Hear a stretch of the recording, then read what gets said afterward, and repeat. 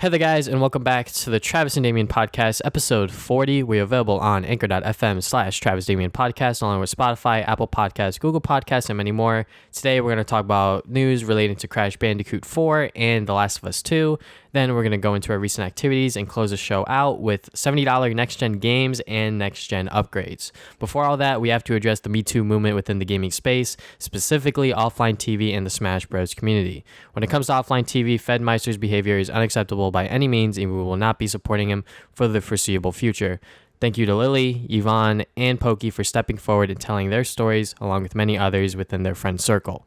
For the Smash community, serious allegations have come up about top players and commentators for sexual misconduct. Players and commentators will not be supported by us in any capacity as their actions are unforgivable. We will not be supporting them for the foreseeable future as well. Thank you again to the victims for coming out with their stories. The amount of bravery and courage to post their stories on the internet is immense, and they have our full support. Both of these topics are super serious, and we will not be discussing them on the podcast today or any future episodes. Due to the severity of these situations, I hope you guys understand our stance on this podcast and hope for a better future in both of these communities, OTV and Smash Brothers. So, the first piece of news relates to the FGC community is that EVO Online has been canceled because Mr. Wizard had some allegations of his own, and Evo just said, fuck it, we're going to shut it all down. Yeah, basically, they were really fast with it. You know, as soon as Mr. Wizard was, with allegations and stuff like that, it just straight up canceled it, like, immediately. Like, it was pretty quick, like, the way they handled it. And, I mean, it sucks. Like, I think this Evo was kind of scuffed anyway because it was online, but it sucks for games like Skullgirls and things like that. Games that didn't really have the big, limelight like the other games did. They were finally going to get like a nice Evo just to themselves, basically. Mm-hmm. And then that just got canceled, so that kind of sucks. But, I didn't see Evo Online being really like that well received anyway, so it being canceled is probably for the better anyway. But still sucks the way how it got canceled due to all this stuff that's been happening. So, but it's probably for the best anyway. Yeah, and like, a lot of the game developers were even like pulling out before like this announcement was official. Yeah. Like they were like, "Hey, yo, about this, by the way, yeah, we're not gonna be a part of it anymore." Like, despite, I'm sure most of them were very excited to be a part of Evo, despite it being online.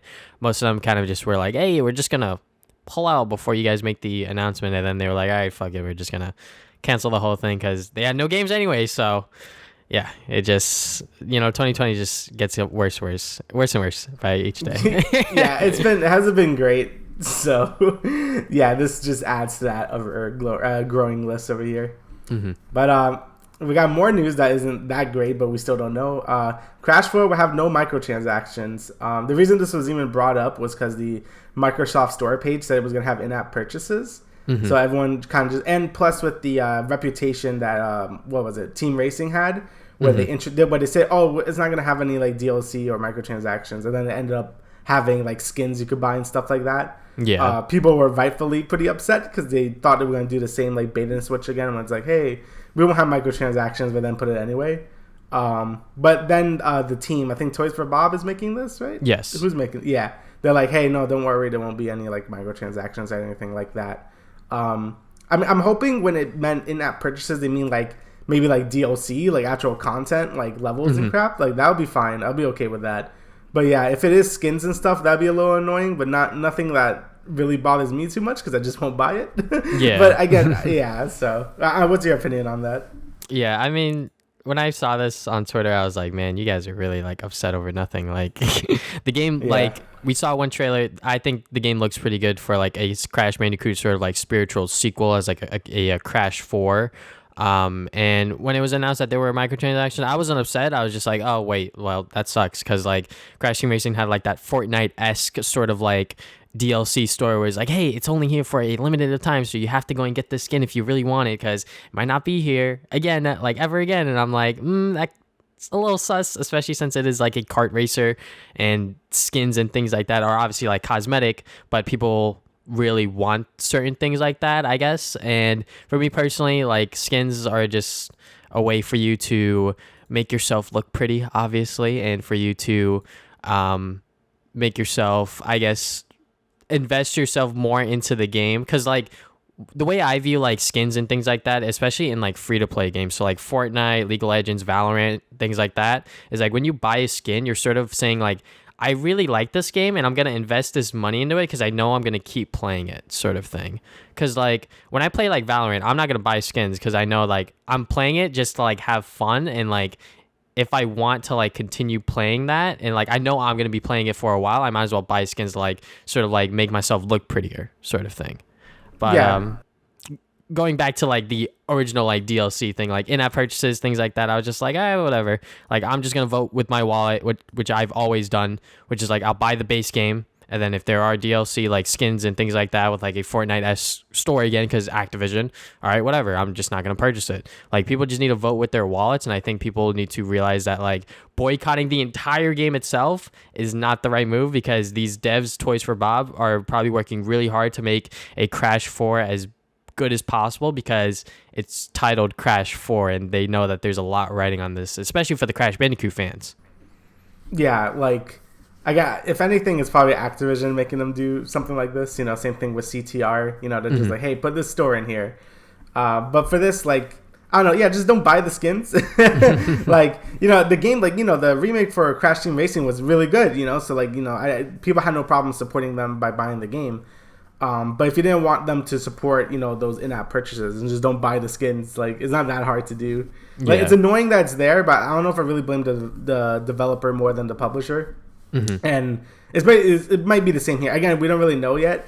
It could just be DLC levels, hopefully, because that would be cool to get more levels and stuff like that. But if it is just costumes and skins, then yeah, just don't buy it. Like I'll buy the game, but yeah, I won't support the microtransactions, and yeah, they probably know that too, honestly. So yeah, and like supposedly like Crash 4 is gonna have like a lot of levels in it already. So like if they are able to add more on top of that, like that would be really cool. Like maybe some like time trials or things like that.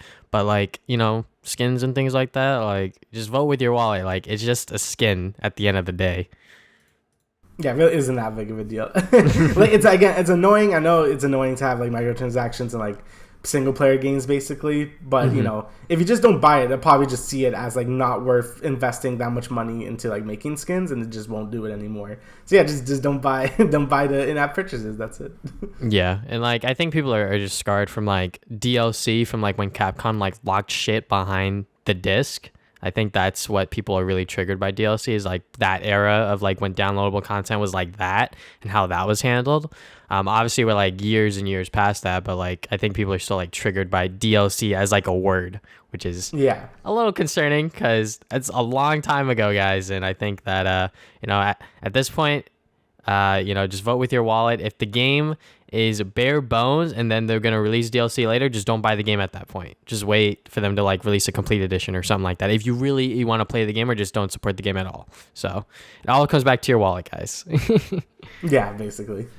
All right, so next we have Last of Us 2 news. We're going to talk about spoilers because some of the things in here relate to the people involved with the game getting like death threats and things like that. So we're going to talk about like why people are thinking like that and things like that. So if for whatever reason you don't want to hear Last of Us 2 spoilers, just skip to the recent activities segment. But first, something that we probably should have mentioned last episode was that the game sold over 4 million copies, making it the fastest selling first party PlayStation 4 game to date. And it's going to be one of the last ones. I doubt, despite me loving Sucker Punch, I doubt Ghost of Tsushima is going to be able to push this number, honestly.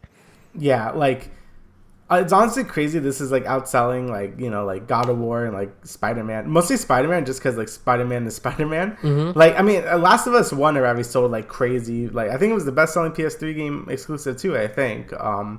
Like it's crazy how much the series sells, and it really shows that all the cries of these people really aren't doing much. Like it's still, the game's still gonna sell like crazy, and probably is gonna be the best-selling PS4 game to date. And it kind of just shows like, I guess, the loyalty to either this franchise or just Naughty Dog in general. So yeah, it's selling like crazy. But it doesn't surprise me, but it's surprising me how much, like how well it's selling. I'm like, holy crap. Like I didn't expect it to beat like all this other stuff that came out during this generation. So, but yeah, I guess that's good for Naughty Dog. Yeah, and like I'm I'm honestly really curious how many people actually bought the game because of like the leaks and the controversies and things like that. Yeah. Because like I know a lot of people on the internet say things and things like that, but a lot of people were like, yeah, you know, I canceled my pre-order after the leaks and things like that. But like at the end of the day, like it's a game, and like we discussed this the last episode where it's like this is a game, and like if you play it and you see within context, you'll probably get a better understanding and a better idea of what Naughty Dog was going for. But you know, to those people that are just really like emotional and being like, they killed Joel, you know, like whatever. Mm-hmm. Yeah. But next thing is Laura Bailey.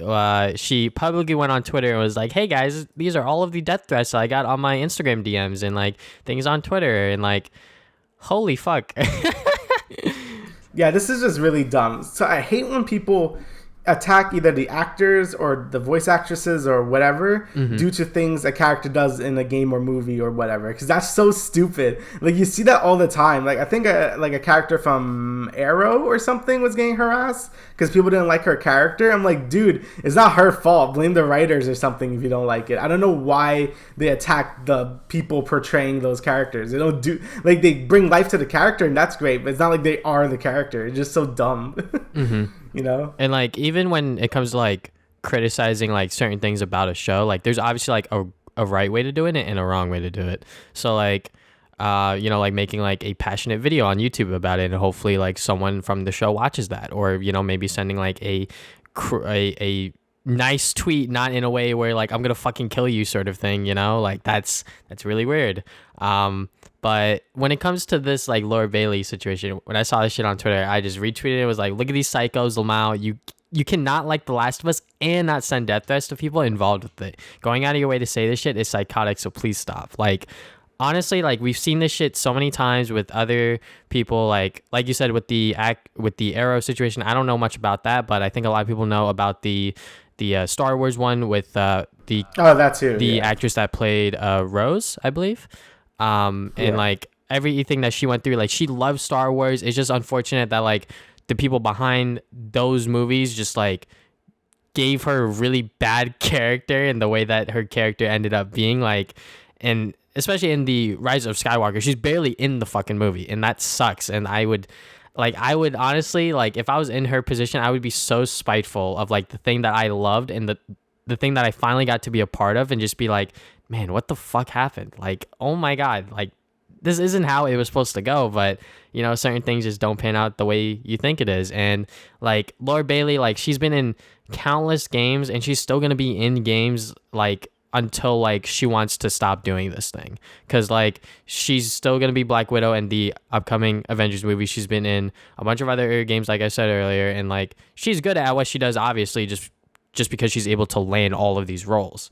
And yeah, it's just like people that are so frustrated at something that they have to lash out at these people, especially the ones involved with it that don't have like creative control, like the actors and actresses and things like that. I think that that's just really, really dumb, obviously. Yeah, I've always found it really dumb when people do this, because it's just like super immature. Like, you do know, like, they just voice the character, or like, yeah, they could feel connected to the character, like she probably enjoys playing her role or whatever, but that doesn't mean like she wrote the character that way or whatever. So like I really don't understand when people are, like, fight with the voice actors or the actors in general. Like, it makes no sense to me. Like, actually, like smooth brain people, dude. I don't understand. And like just like read some of the things that, like, the image that she put out. One of them, some guy said, "I'm gonna find where you live and slaughter you for what you did to Joel." She like blurted out because, you know, spoilers and things like that.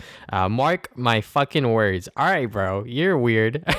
People are so dumb. Dude, like, you have to be like mentally ill. Like, honestly, like, check yourself into a hospital. Like, goddamn. I know it's like the internet, and like you think you're just shouting words into like an endless void. You know, you are in a certain extent, but when you add someone on Twitter, that's going right to their account and right to their feed, and they're gonna see that. And especially when you send it through their fucking messages on Instagram, like, they're 100% gonna see that. Like, I don't know. People are just weird. That's just what I've learned at the end of this, which, you know, is nothing new. It's not. Yeah, gamers kind of suck. True. And one thing that I saw on Twitter, I don't have like a source for this, but I just saw this like on Twitter. Like people were like, "Oh my God, Abby being buff is like not realistic. Like how the fuck is she supposed to get that jacked in a post-apocalyptic setting and shit like that?" And I was like, "You realize you're playing a video game where like there's like fucking a fungus like infection going around and it's affecting humans." You know that, right? Like, I know it's in like a realistic setting, but at the end of the day, you're playing a video game, bro. So let's enjoy for what it is. And to that argument of like realism and things like that, like it's not too far-fetched for Abby E to be buff as shit. And honestly, like when I was playing it, like when I got to like Abby E's story, I was like, damn, she really is like buff as fuck. And like she probably clap the shit out of anybody like with just her bare fist. And like that was honestly like the funniest part. Like when I was like watching like other people play the game, like they would always comment like, "Oh my God, Abby's like fucking huge and shit," and like they wouldn't and like say like that's gross or things like that. They would be like, "Wow, that's like really cool in a way." I mean, yeah, I like it makes sense though, because it's like you're not really exactly like gonna work on like being like, you know, you're gonna get muscles if you're in the post-apocalypse. Like, it makes sense. Like, you gotta be like, you know, running a lot or shooting people or punching zombies or whatever. Like, you know, you probably would be like pretty fit at that point. Like, you're not gonna be like some, you know, you're not gonna have your makeup on or whatever. Like, it's not really a priority right now. So I don't really understand when people are so angry at this. I'm like, yeah, of course she's gonna be like kind of buff. Like, you have to be fit, you know? Yeah, and so, like, especially after like her dad died, like what else? I mean, like before her dad died, like she was like still like bench pressing like a shit ton of weight, so like she was already into that before. But I would imagine like after her dad died, like that shit just accelerated, and she was, especially with like the resources that she had at the WLF, she was just able to like, you know, just get jacked and shit. And I was like, all right, that's cool. Like she's buff as fuck, and that's nice. And people are making it like a political statement and things like that, and I'm just like, you just fucking like. Like, I don't mind politics in my games, like Life is Strange 2, like that was fine. But like when people are just like pulling in politics into the real world, into like games that aren't like completely necessary, like I don't think like in my opinion, I don't think The Last of Us 2 was doing a lot of the decisions that they made for like political reasons, I think.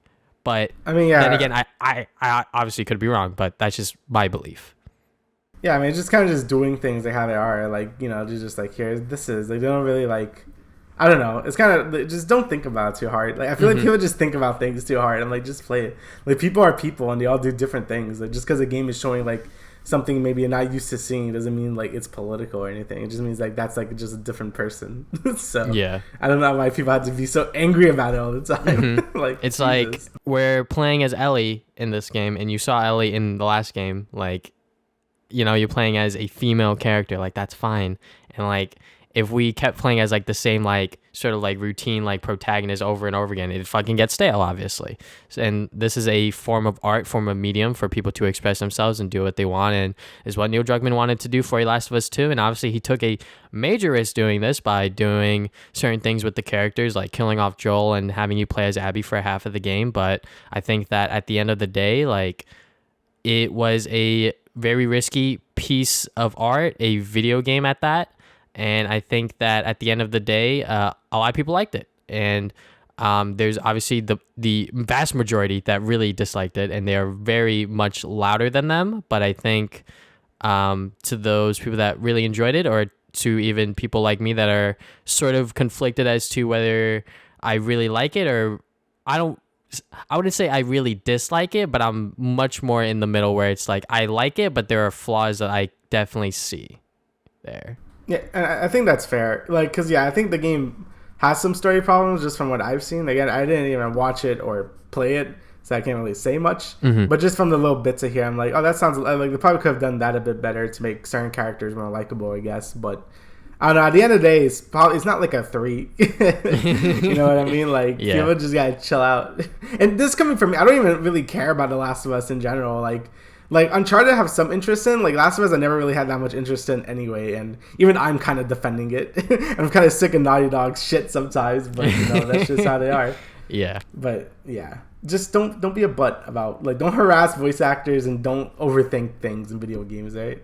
True. At least not to this extent. Don't think like everything is a political statement. You know? Yeah. And you know, people on Twitter will just I find it hilarious when I see like people with like larger followings. I mean, just like arguing with random ass people on Twitter. I'm like, what the fuck are you doing? Just fucking stop it. Just stop it. Like, Yeah. I get that like you want to like get your own point across, but like they'll either hear you or they don't. Like at the end of the day, they're just like fucking leave it. That's just how I feel. Just express your opinion like an adult. You know, just say, "Oh, this is what I don't like about the game," but just don't attack people. It's dumb. Yeah. All right, so let's get into recent activities. I'm gonna go last or second. Okay. I'll go. Yeah, second. There's only two. All right, so I will go. So I haven't been doing too much. I watched all of Attack on Titan, and like I said before, it's very good. Like I highly enjoyed it. First two seasons, you know, I thought they were really good, and then season 3 was just like amazing. I think it's probably the best payoff for like certain reveals I've seen in a show in a while. Like they always keep hinting at like, oh, what's in this character's basement? What's in the basement? I don't know what's in the basement. And then you know, there's like, oh, there's no way like that's gonna pay off to be something like that's great. But it is like the reveal they do to reveal the secrets of everything is really well worth the time, and like the teasing they did the whole show, and it really makes you look at the show in like a whole different way. Like there's some scenes I had to rewatch again. I'm like, how did I not notice that, or that was important? Like there's a lot of really cool foreshadowing. I think that's what I don't know the dude's name who made this show or the manga or whatever. Like he is just so good at foreshadowing. Like there's things in the first episode that you think wouldn't really even be that important become like plot points later. And it's like it's very clever. I love it. The world they created is like just super interesting, and like you just want to know more about it. And basically all the answers are just like solved at that point. And there's still one more season that's supposed to like, you know, really, you know, wrap everything up. But yeah, it was very good. It's a fantastic show.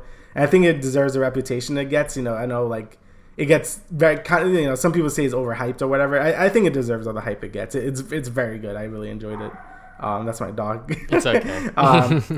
So yeah, I finished Sly 2 because Sly 2 is actually really long. Yeah, like that game's not short. Yeah, so I beat Sly 1, and obviously I already gave my opinion on that. I played about like 2 levels of Sly 2 when I talked about 2 weeks ago. But yeah, I finished it like for real this time. This is my first time ever being it, and I really enjoyed it. Like I said before, I really like the mission structure and everything. You know, I love how everything's set up as a heist, and you gotta, you know, do all these missions to like help for the heist at the end. I think that's just a very creative way to do like a platformer, open world type thing, whatever Sly 2 is supposed to be. But yeah, the mission structure is just always super varied. You know, you get some really good platforming bits of Sly. You know, you got a lot of interesting stuff with Bentley, since again you don't really play as Bentley that much. Like you mostly get to him to go to a thing, then do something else as Bentley. And I think the things you do are really cool. Like one highlight that I really enjoyed, I'm just going to give one mission. I think it was in one of the Contesta levels where you have to use traps and stuff as Bentley to like kill like some enemies. Yeah. I thought that was a really neat way to like do some stuff with him. You know, you use some levels with his like blow dart and things like that in like the final level. And I thought that was pretty neat as well.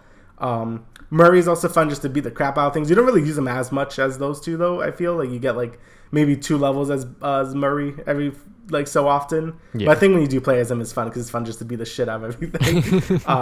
But yeah, overall I thought the world was super creative. I think my favorite world was probably the first Canada level, like where it's like a train heist. I really enjoyed that level. It was really fun.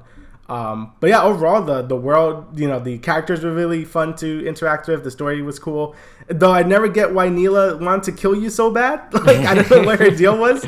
Like she just wants to be clockwork and then just kill you. I don't know why she hated you so much, but yeah, that was the thing. Yeah.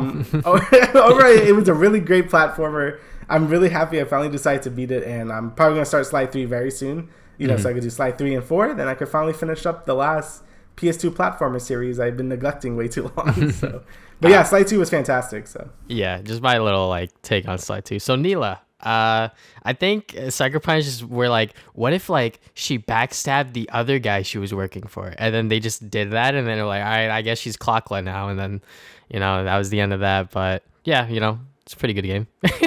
Yeah, it was very good. I really enjoyed Sly 2. And yeah, so I also am still playing Horizon Zero Dawn since I kind of took a break from that game to play Sly 1 and 2. So now I kind of want to focus on Horizon Zero Dawn and finish that. I'm almost done with it.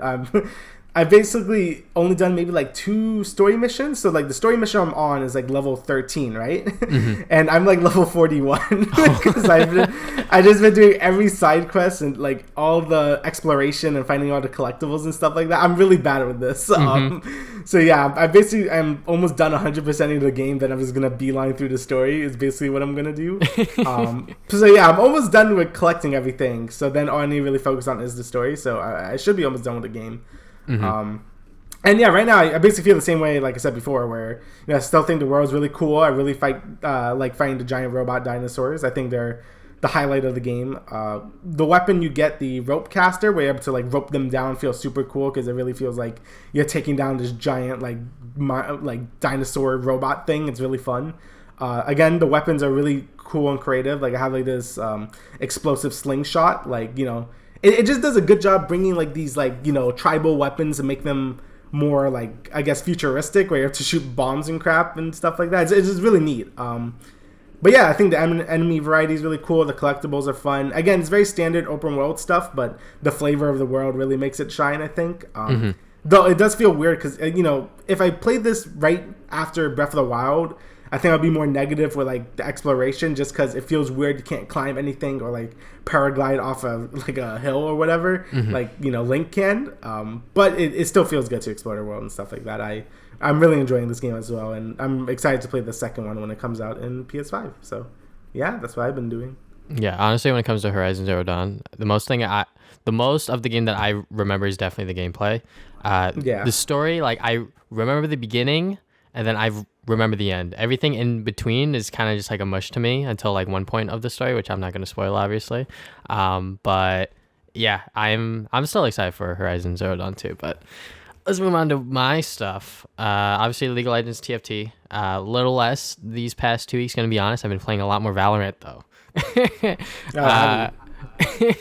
Valorant is a interesting game because it's a tactical shooter. So you pretty much get like at most 25 rounds to play, and like it's fun. I mean, I enjoy when I'm playing Sage, so I'm like, yo, can I get a heal? And I'm like, sorry bro, I already healed this other dumbass at fucking peak 2, so but yeah, I like playing it with at least one other person. Because when I'm playing, because I feel like if I ever play with 4 randoms and they're all just as bad as me, it's not gonna be fun. So if I have one other person that maybe is, just as good as me, or maybe they're having like a worse game or whatever the case may be, at least I could have someone on my team that I could somewhat trust. Yeah. But playing like competitive, I'm like fucking bronze. It's whatever at the end of the day, because I'm just playing to have fun. The new map that they implemented when they launched the game, I'm still learning it, but it's still like, like basic, like, you hold this corner and then, if they fucking pop up, you just shoot them sort of thing. But yeah, Valorant's still fun. Avatar: The Last Airbender. Holy shit. This is something that I've actually recently, like the past week, I like recently like picked it back up.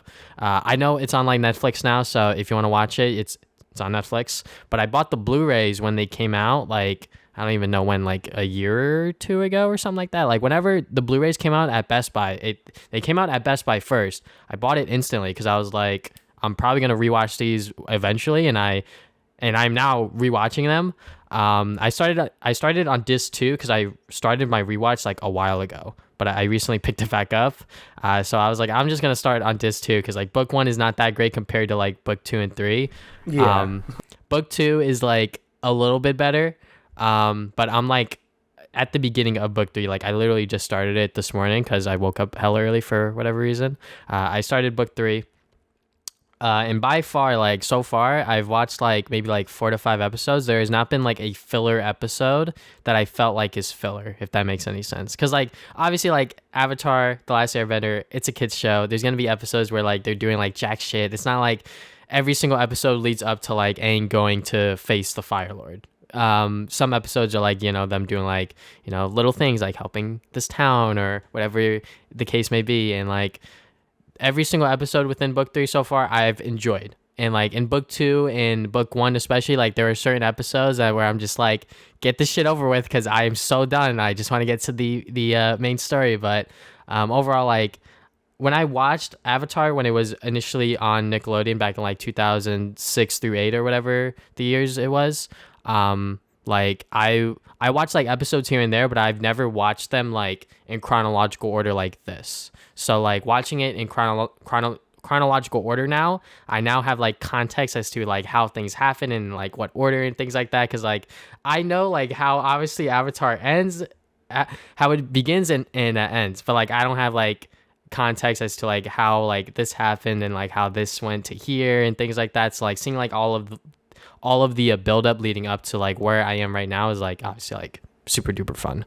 So if you haven't watched it, obviously it's on Netflix and it is definitely worth a rewatch. It's only 3 seasons with 20 episodes each, I believe. So it's only 60 episodes, which is kind of small for a TV show where like episodes are like 23 minutes long each. So yeah.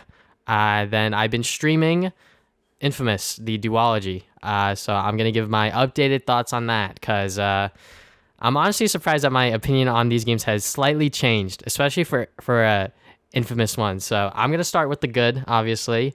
The story is still like really, really good for Infamous 1. Like despite me obviously like knowing how like the story is going to end and things like that, but like the ending for Infamous 1 just makes it all super memorable and like wraps everything up nicely. And like that's an aspect of like the game that I didn't really expect going into it, because I was like, oh, you know, like things are happening, you know, I'm good guy, he's bad guy, or like I could be bad guy but he's also the badder guy sort of thing, because this is around that era where like games were like, hey, you know, you could have a choice, you could be the good guy or the bad guy, and like Infamous was like one of like the sort of like forefronts of like those games where like you could be good or you could be evil.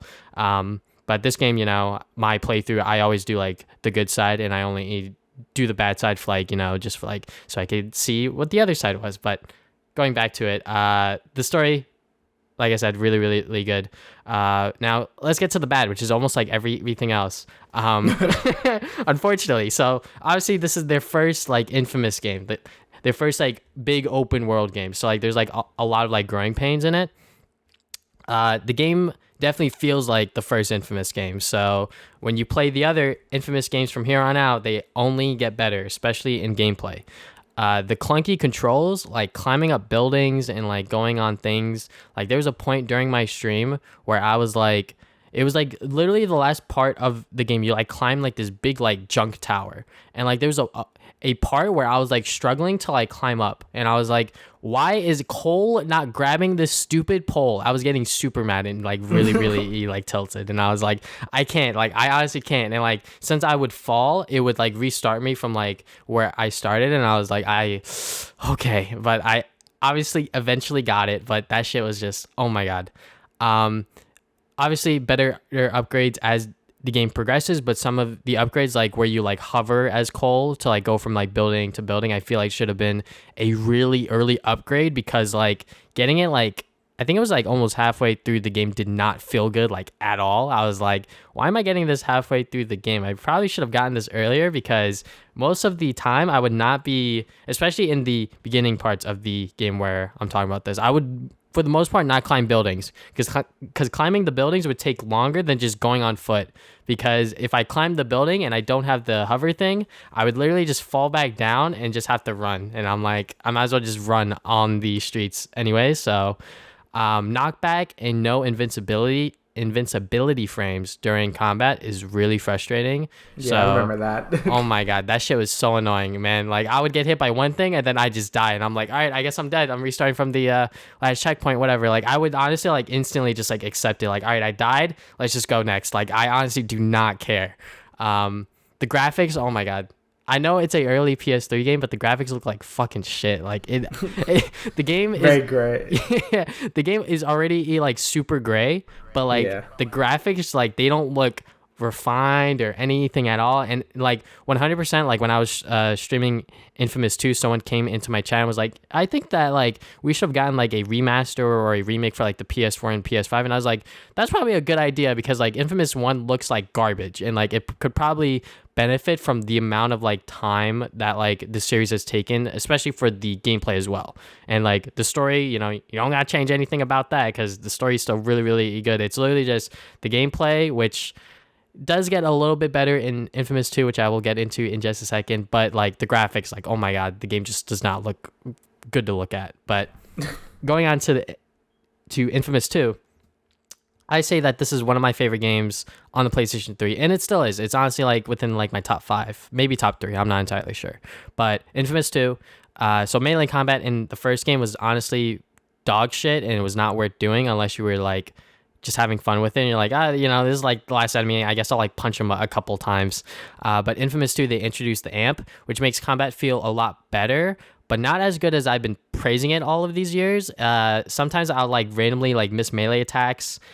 Maybe that's just me being bad at the game now or whatever, but the amp feels a little bit better than just like punching dudes. But the combo system where like if you like hit an enemy a certain amount of times, like this bar will fill up, and then you hit triangle, and then it does like a sort of like super movement in like Spider-Man PS4 or something like that, where like, you just do like this animation and then that enemy dies. It is definitely fun to watch and pull off.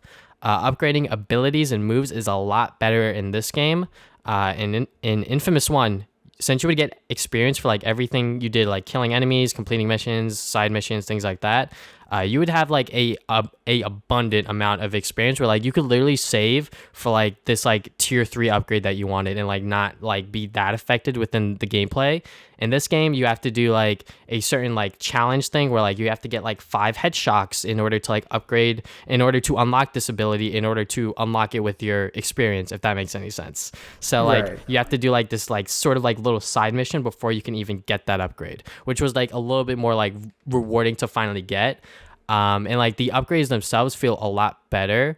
And like certain moves are like just like, so the hover ability, I forgot that they did this. The hover ability, they actually get an upgrade when you play like these story missions where the hover just makes you go higher first. So it's sort of like a double jump in a way. Yeah. Which like I was like, oh shit, like that. I forgot this was in the game, and I was like, this is really, really good. And then on top of that, if you do the good storyline, there's like this ice pillar that you'll get, which will like launch you up. And then when you have that second hover thing, like traveling just is now just so much fun. And also like the world itself, New Marais, the level design is just much, much better for Cole to like climb up buildings and things like that. There's now like these poles where you literally just climb on it and then you shoot up to the almost top of the building most of the time. And that just felt really, really good. Like they just made like the gameplay just much, much better to like explore and roam around and things like that. And that's just, always good. But yeah, graphics are obviously better. The story itself is probably on par with Infamous 1. I would say the ending for Infamous 1 is still just like mind-blowing, like what the hell just happened sort of thing. But Infamous 2 story is still pretty good, especially the good ending, the evil ending. I was just like, man, I really did that. Like, what the fuck? But the good ending is definitely a good like send-off to Cole McGrath's story, I will say. But that's all I've been doing for this week. Let's get into our last topic for the show.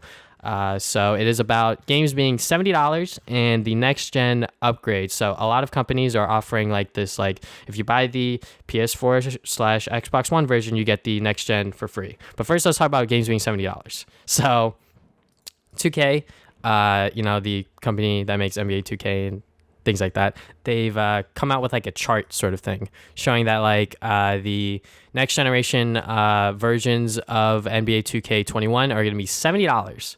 So like what's just your like just like outright like PS4 or PS5 and Xbox Series X games are going to be $70. Like what's your thoughts on that?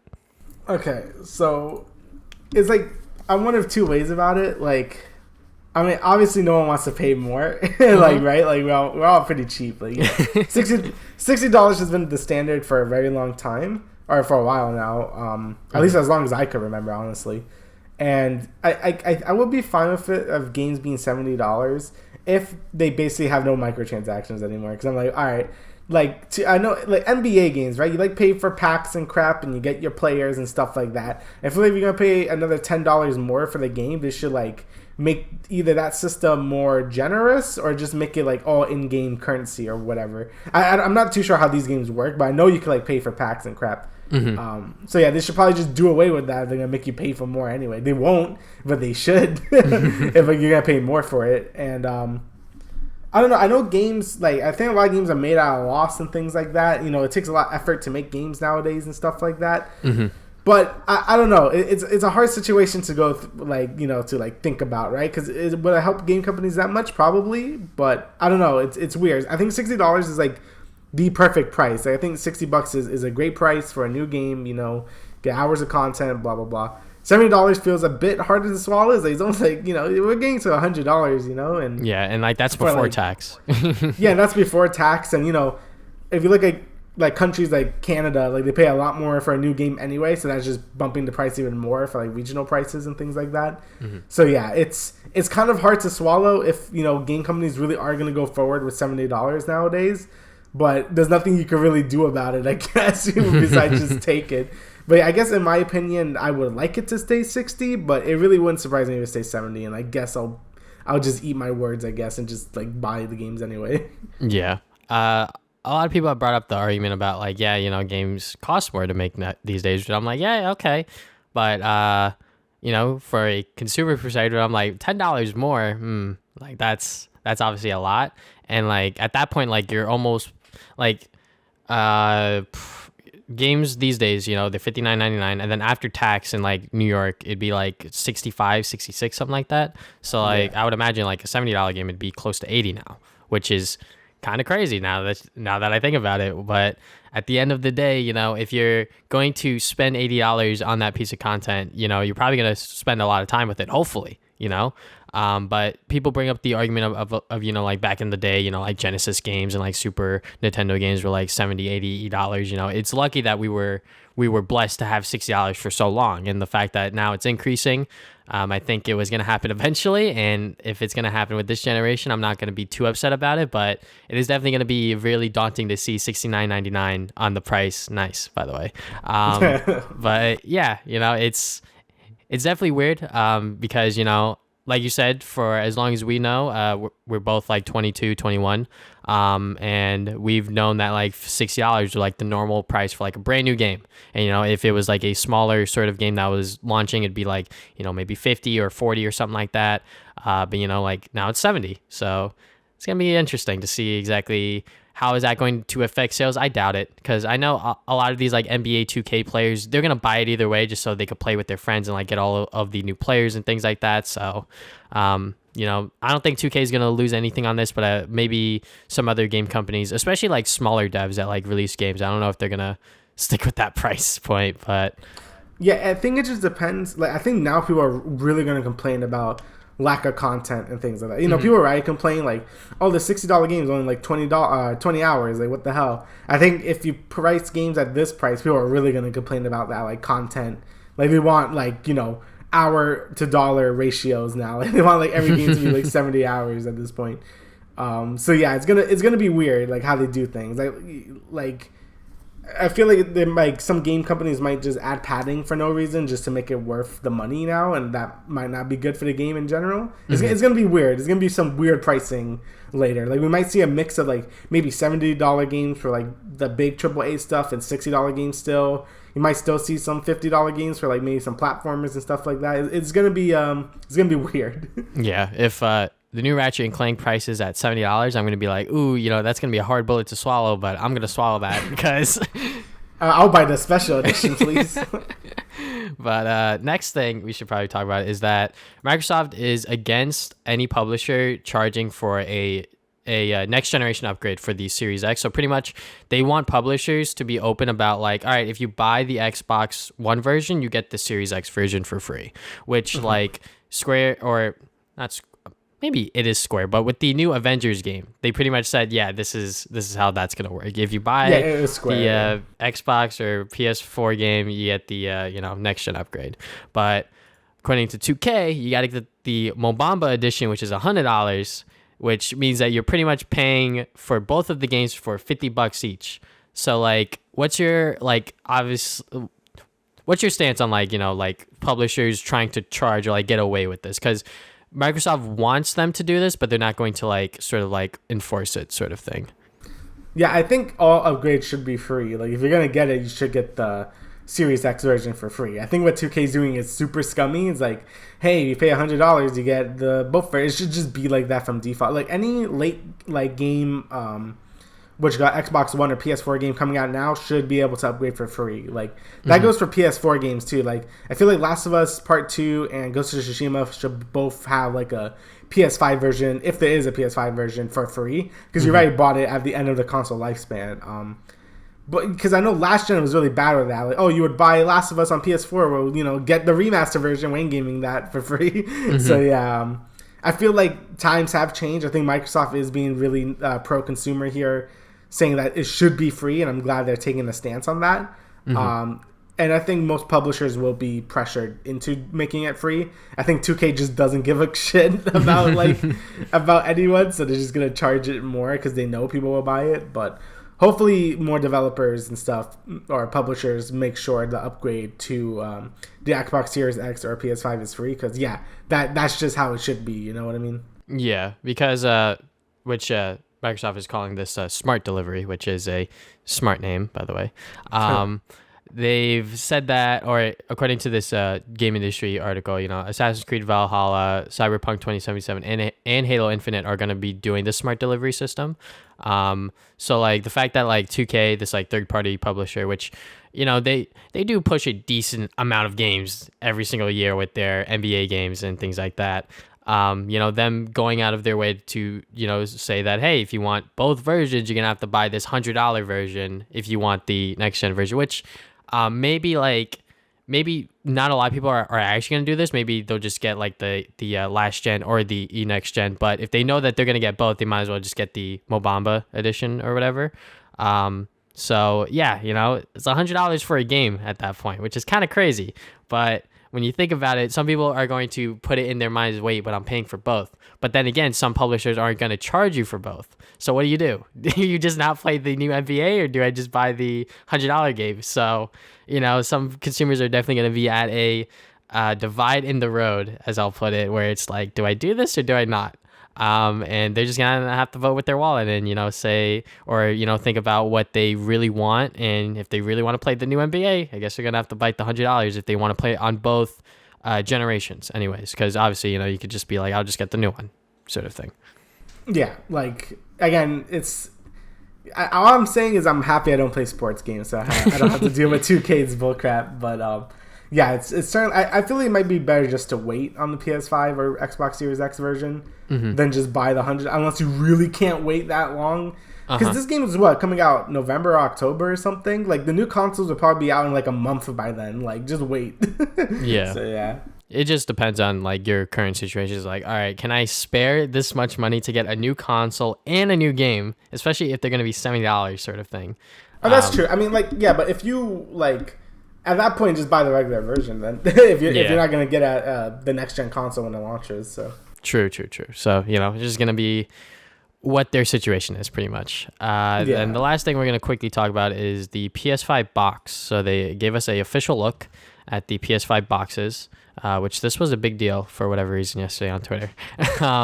But they revealed it by showing, obviously, Spider-Man Miles Morales. Good choice.